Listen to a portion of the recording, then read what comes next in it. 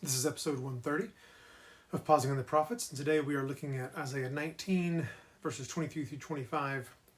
And Isaiah writes, "In that day there will be a highway from Egypt to Assyria. And the Assyrians will come into Egypt, and the Egyptians into Assyria, and the Egyptians will worship with the Assyrians.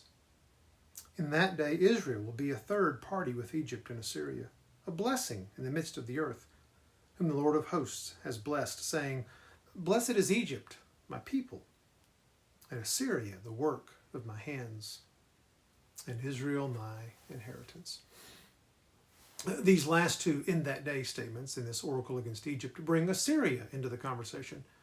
And even if those listening to Isaiah were not perplexed by God's reconciliation of the Egyptians, surely they would be horrified to learn of God's desire to reconcile Assyria as well.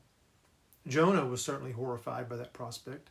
He despised the Assyrians and wanted them to be destroyed, hoped that they would be destroyed. And yet, even Jonah knew of God's loving kindness. He knew that if the Assyrians did repent, God would forgive them. Do you know that? Would it excite you to know that God could bring you and your enemies to salvation, that you might worship with them?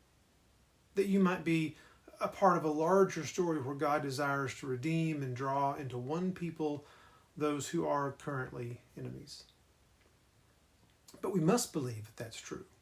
Or what hope do we actually have of receiving God's gracious love for ourselves? For we were his enemies. We were unworthy of being his people.